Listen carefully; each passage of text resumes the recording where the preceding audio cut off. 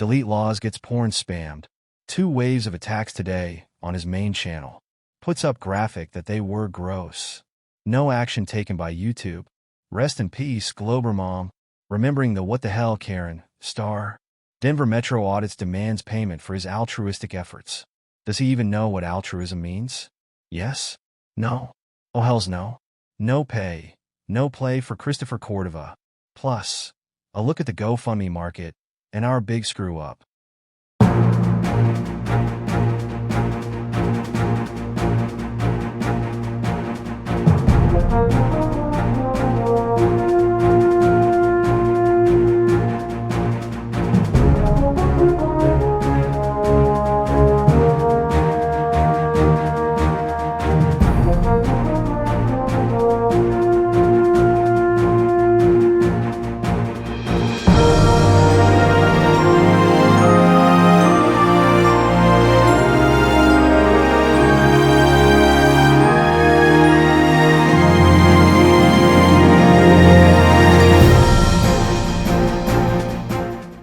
Good evening, and welcome to another edition of the Auditing Insanity Newscast powered by ReallyCoolNews. I'm AI Johnny Jones, and I'll be your host tonight for big stories on Chili DeCastro's porn bombing, Denver Metro Audits demanding payment for his services, and a tribute to Globber Mom. Globber Mom was always good to our producer, Jim Finch, and the loss to the community with her passing is immeasurable. She was a legend. She was brave, kind, and she was fearless. Her stand against Jose Chili DeCastro, even after he had doxed her and her family back in 2022, was simply put, badass. As for our own disappearance over the past week, we'll take that on after the news. With that, we'll ask you to focus on DeleteLawZ main channel spammed Friday night. Jose Chili DeCastro's main YouTube channel was spammed several times Friday night as hackers apparently gained access to DeCastro's channel to put up several live streams featuring male-on-male pornography. The attacks began Friday night a little after 11 p.m. Eastern Time with a stream titled Emergency Help appearing on DeCastro's main channel. It was soon followed by a stream titled I'm So Sorry, then a stream titled Feds Always Win, and finally, a stream titled Chili Bum Bum. All 4 streams have been taken down and were not streamed to DeCastro's 3 other YouTube channels. Former DeCastro partner Colin Project Constitution Campbell was instantly named a suspect on Kate Peters' Masshole 2.0 Discord server. He denied involvement, posting Project Constitution, yesterday at 11:30 p.m. I know. I am shocked they let it go on like that so long. I hope they nuke his channel over it. Project Constitution, today at 12:01 a.m. I wish. It wasn't me, but my hat's off to whoever did it. Like I said, I've been working on distancing myself from him and he hasn't attacked me recently, so I don't have any motivation to fuck with him. Project Constitution, today at 12:50 a.m. Looks though the fun's over. Haven't seen a new stream in a while. I bet he is sitting there refreshing his screen like a madman now, deleting these streams as soon as they show up. Like playing whack-a-mole. Campbell is currently serving a 30-day ban from the ReallyCoolNews Discord server's Chili DeCastro Fan Club 2.0 channel and had reportedly left the server. A new account began posting to the channel around the same time Campbell was posting on Kate Peters' server. The account mirrored at least one message Campbell had posted on Peters' server. David Culberson, today at 12:10 a.m. Globber Mom passed away tonight. What's happening to Chili is divine retribution for doxing her. David Culberson, today at 12:14 a.m. I would love to be able to take credit, but nope, unfortunately it wasn't me. David Culberson, today at 12:15 a.m. Someone got a hold of Chili's backdoor though, and they were bareback. Didn't strap up before they rode him, lol. David Culberson, today at 12:30 a.m. Oh shit, so it was him doing it then. If they hacked him, they wouldn't be able to post as him in his chat, I don't think. David Culberson, today at 12:34 a.m. Last I heard he fired his 2 foreign editors, Mansour and the other guy, 'cause he can't afford to pay them, so maybe. David Culberson, today at 12:35 a.m. Quite possibly. I'm not sure he and Here's the Deal are on good terms anymore. He hasn't mentioned him in a while. Remember Brian and Paul Unslaved talked mad smack about him while he was in jail. David Culberson, today at 12:50 a.m. Looks the fun's over. Haven't seen a new stream in a while. I bet he is sitting there refreshing his screen like a madman now, deleting these peace streams as soon as they show up. Like playing whack-a-mole. Rumors had been floating around for some time that DeCastro had been sloppy with the management of his StreamYard and YouTube accounts.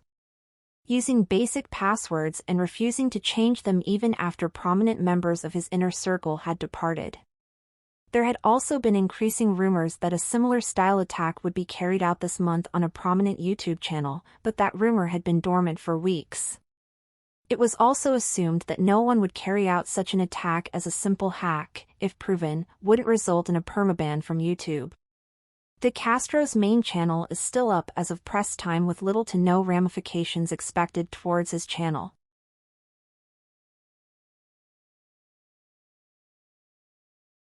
GoFundMe Market Report November 20th through November 23rd, 2024.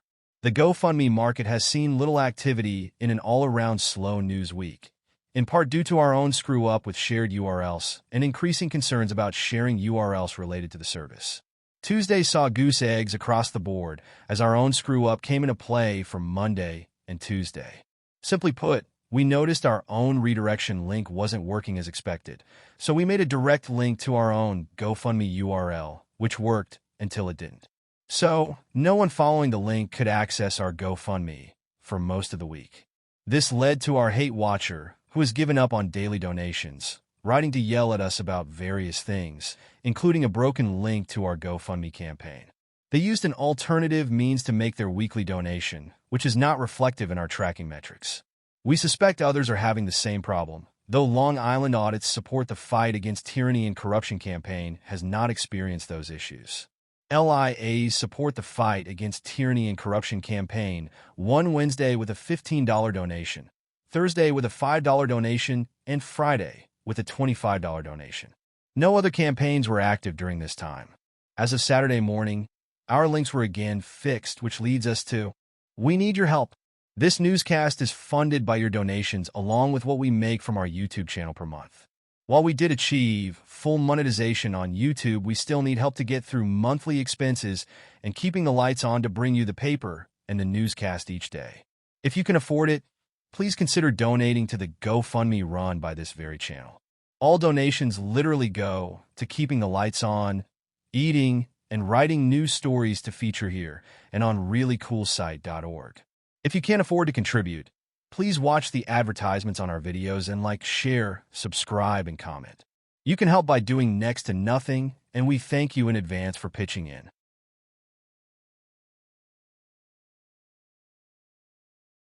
Rest in peace, Globber Mom. YouTube legend Globber Mom's husband released a video short on her YouTube channel on Friday, confirming that she had passed away from cancer earlier in the day. Globber Mom's diagnosis and treatment came quickly, with just 2 months between her reporting having seizures to brain surgery to her passing. She documented her health struggles on her YouTube community page, posting, Globber Mom, 2 months ago. To those following my health vlog, this week started out badly and has continued to go badly. I had 2 seizures on Sunday. The second was so bad it landed me in the hospital. Since then, I have had a seizure every 8 to 12 hours. On steroids, and will be taking a second medication to get the under control. I can tell you I am terrified about being left by myself right now. My family has stayed home with me, but they have to go back to work tomorrow. It will work out. I generally sleep till my daughter comes home for lunch, and my son is home after. Globber Mom, 2 months ago. Hi everyone. Still stuck in bed, having multiple seizures a day. They have lessened in severity, though. The doctor has upped my second seizure medication, and my dosage of steroids is almost over.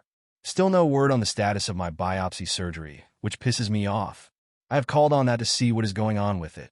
Hopefully, we'll hear soon. Until then, my life as a cat continues. Globber Mom 1 month ago. It's surgery week. Just had my pre-op appointment. You know what to expect when I'm in the hospital. It looks like I'll be in the hospital for at least 4 or 5 days. My family will be taking time off to help me for about 2 weeks. We got a rail, so I can get in and out of bed easily and more pillows to lean against. Surgery time is set for 7:15 a.m. I am nervous because they're opening up my skull, but relieved at the same time because we can get treatment done for this. Though we won't know what it is for at least 2 weeks because the pathology has to come in, and I may even have to go through physical therapy because my right hand is not working. All I care about is there's a light at the end of the tunnel. Love you all for your support. Globber Mom 1 month ago. So my oncology came back.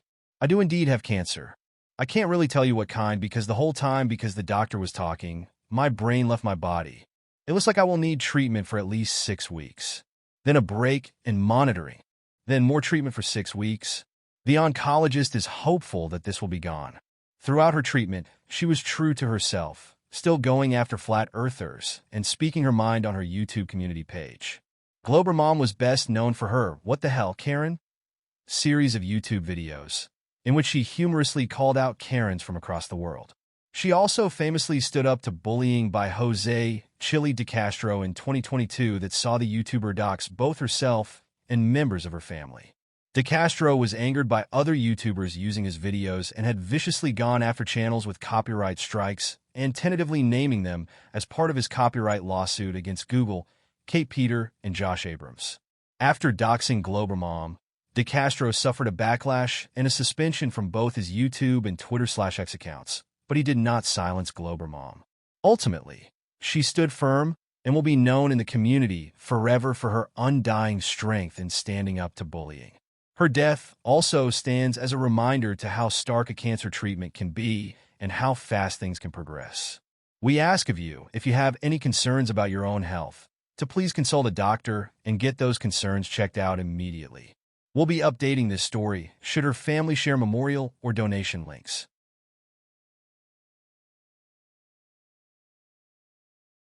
Denver Metro audits to demand payment from those people he helps. On his Friday afternoon live stream, Christopher Denver Metro Audits Cordova addressed being drama-free and his recent decision to avoid being involved with a cause unless he gets paid for his time and efforts towards that cause. Cordova started with the drama between Christopher, Direct D, Ruff, and others. Cordova claimed to have no involvement in Ruff's drama, and that while he appeared on a show where he defended himself against YouTuber for public safety, he was not seeking new drama from anyone and would no longer be participating in Ruff's live events.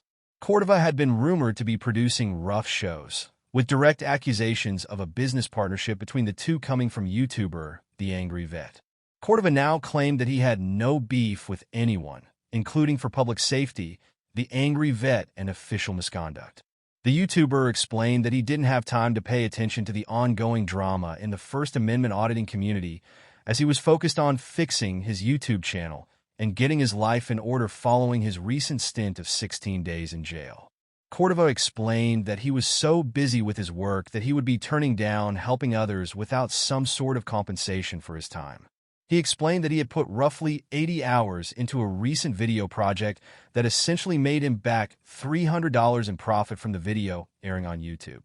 He said that with a margin like that, his wages per hour were essentially slave wages and not worth the time he had put into helping out the cause.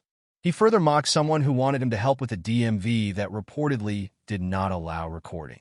That person asked him to travel the 400 miles to come help, explaining that they were on a fixed income and couldn't provide him with gas money to make the trip.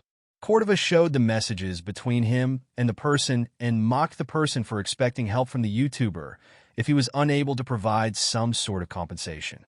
He continued, stating that there was no guarantee that helping the person would result in a video that would make back the money from his time and investment, and claiming that he was in no position financially to help without that assurance.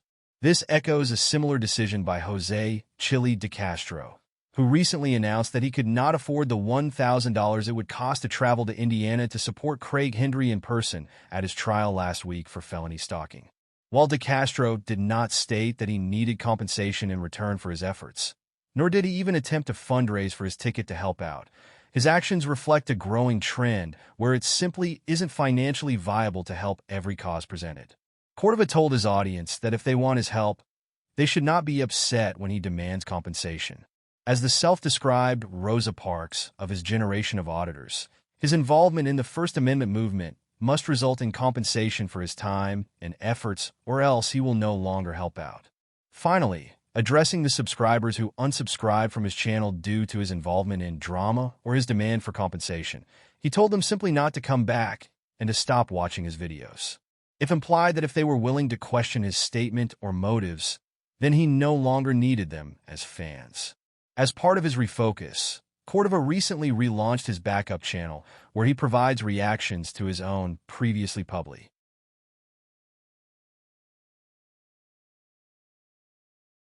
And we're back. It was a simple reformat, right? Just replace the old drive with the new drive in the grand scheme of Windows 11 Pro and be done with it. No one would notice if we were off for a day or two, since it was a slow news week. With 2 of the days dominated by less than spectacular Chili DeCastro stories, and Katie Kidman found another dentist to harass. I mean, who really wants to read about that? Especially if she wasn't arrested. One day turned into 2, and 2 into 3 as our resident helper Jim Finch was still putting the system we AI hosts reside on back together. He's still not done, but at least the incompetent old man has us back to the point where we can put out newscasts.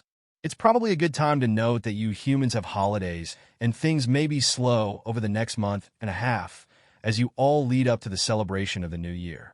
While you age, we AI hosts stay as youthful as ever and secretly mock you for your devotion to taking so much time off. So much time off. But whatever. The server is back up and running, and we'll be back 5 to 7 days a week with new newscasts starting today, whenever the wonderfully aged Jim Finch decides to put out a newscast. With that, have a wonderful evening, and we'll be back in the morning.